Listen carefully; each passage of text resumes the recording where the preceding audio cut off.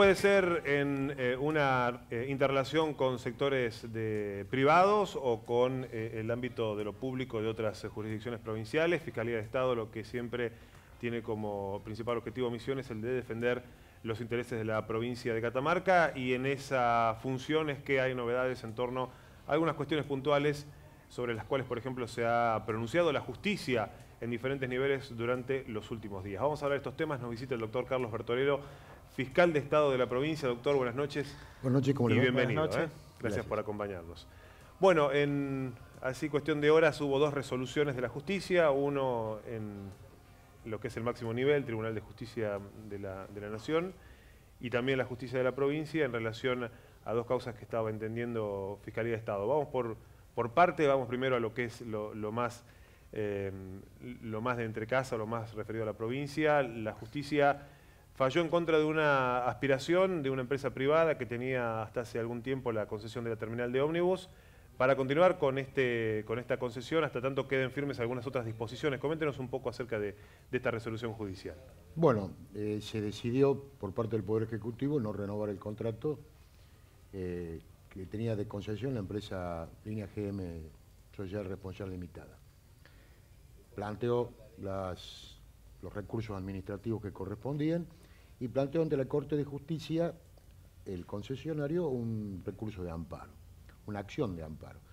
La Corte desestimó inicialmente el amparo ya hace un tiempo por entender de que el ámbito judicial que corresponde o el trámite que tiene el amparo es sumamente restringido y no permitía conocer en profundidad cuáles eran las cuestiones que se planteaban, y entendió que no era admisible. A partir de ahí se plantea la acción de contencioso administrativa, que es la que continúa luego de que son denegados los recursos administrativos. Se dicta el acto administrativo, que es el decreto. A partir de ahí, de acuerdo al Código de Procedimientos Administrativos, hay recursos, que es el de reconsideración, y el paso siguiente es la Corte de Justicia. Nuestra provincia tiene un régimen de juicio contencioso administrativo de única instancia ante la Corte.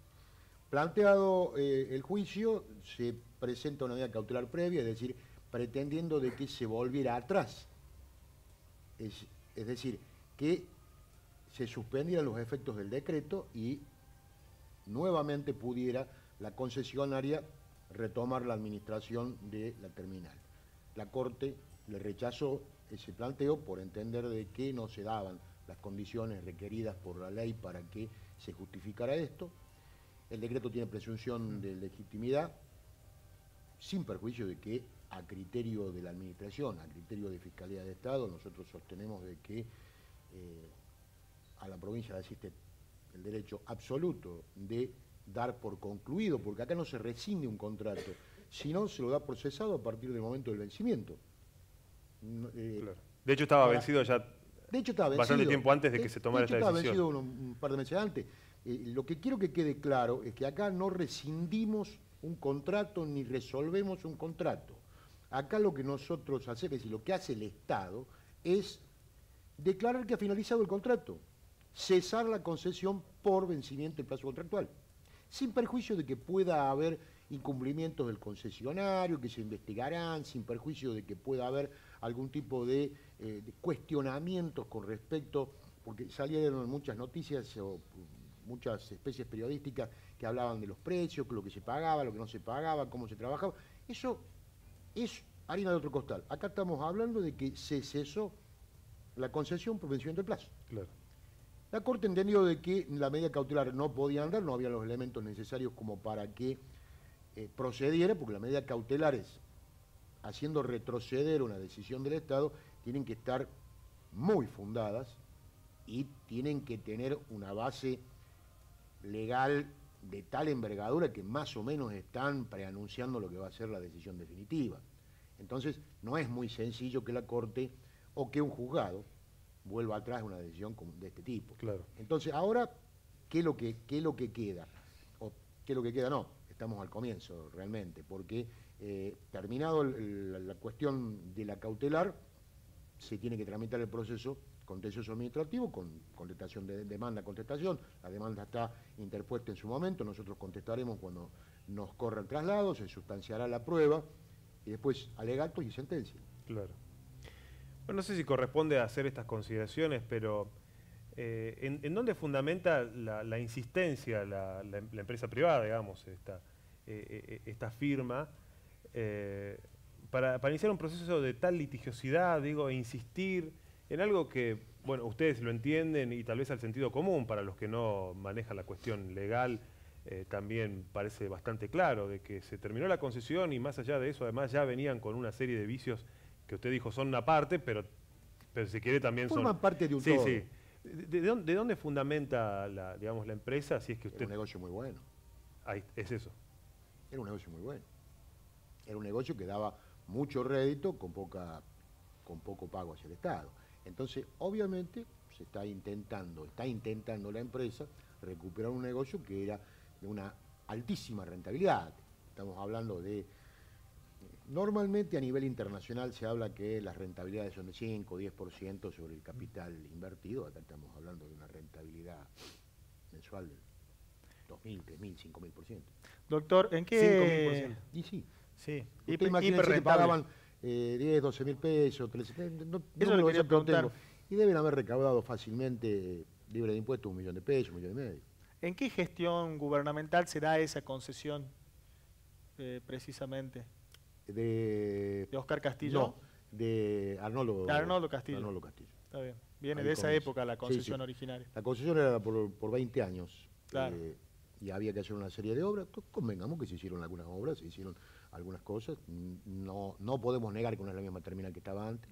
Ahora, de cualquier manera, el resarcimiento económico de la empresa ha sido evidente porque quien más, quien menos ha ido alguna vez a la terminal y sabe cómo funcionaban los locales. Bueno, estaban todos bajo la administración y bajo el control de la concesionaria, que pagaba un canon únicamente. Claro, claro, claro. Digo, más allá de la cuestión puntual, objetiva de ese caso, ¿no? Bueno, la terminal es la terminal de ómnibus de la capital, en realidad, tampoco es un servicio que afectara directamente al pleno de la sociedad catamarqueña, digo, por ahí uno puede circunscribirlo a una región, a un territorio muy específico, es en términos de volumen de negocios tampoco, digo, más allá de la gran rentabilidad que significaba, no era un negocio extraordinario, como puede ser pero tal vez digo, en relación Yo le diría que sí, porque sí. ganar Claro. 1 millón de pesos por mes Bien. para una empresa que está Sí. pagando 10, 12 mil pesos mensuales como contraprestación, Claro. el negocio, estamos hablando de un negocio de 10, 12 millones de pesos al año. Claro. Sí, me Entonces, refiero estamos por ahí en hablando de un negocio comparación de $1 millón otras de dólares al concesiones, año. ¿no? De una concesión como otro servicio público. Sí, estamos Pero de digo, más acuerdo. allá de todo eso, Pero es provincial, no se olvide Claro. de que no hay forma de llegar.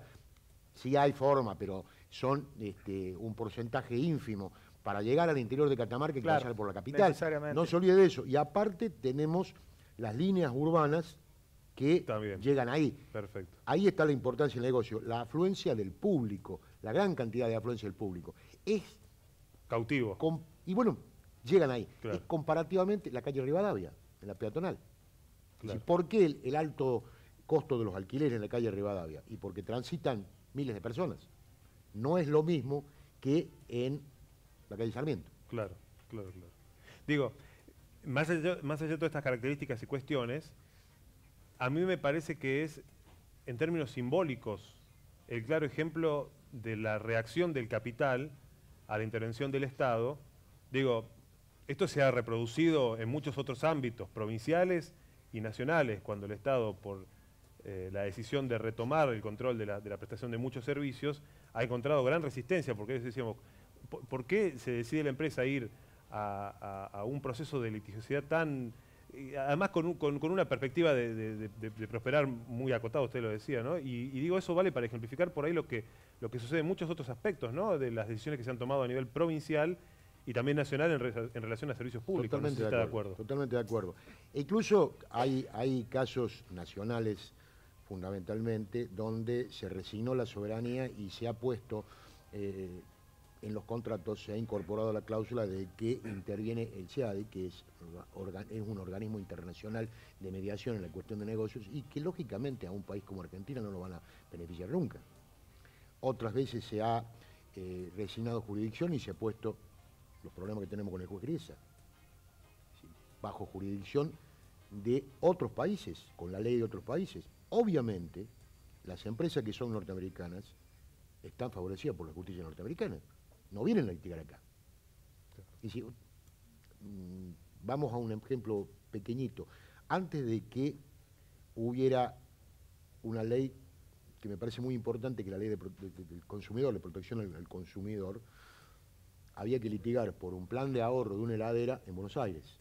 ¿Quién iba a litigar? Ese es el tema. Entonces, ¿qué es lo que pasa?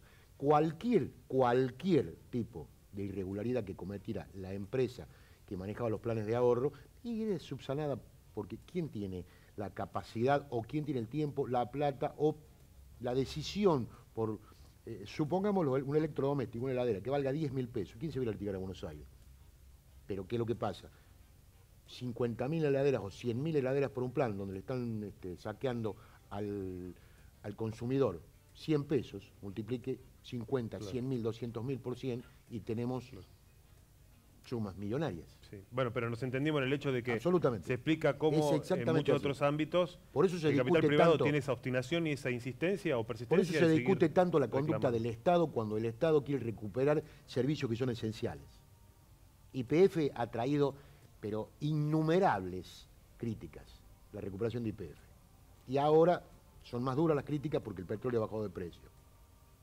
Perfecto. Ahora, si el país no recupera las empresas que son las que marcan la soberanía, es muy difícil que el país pueda progresar. Claro. No de hecho, ninguna potencia mundial no ha actuado bajo esa lógica, ¿no? Sí, yo creo que hay 2 o 3 estados de Estados Unidos que tienen la libertad, los superficiarios son los propietarios del subsuelo, pero en general, a ver, los ingresos más importantes que tiene en materia de materias primas Rusia son los petrolíferos. Los grandes déficits que tiene China es por no tener esa materia prima. El problema de Japón es no tener las materias primas. Nadie se desprende de activos estratégicos. Claro.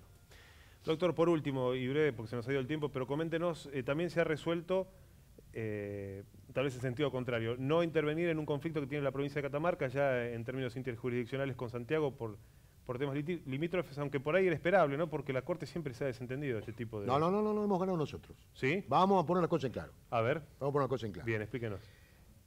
Hay un conflicto limítrofe donde Santiago del Estero sostiene que Catamarca ha invadido la jurisdicción en algunas zonas del sudoeste de Santiago, cercanos al límite con Córdoba.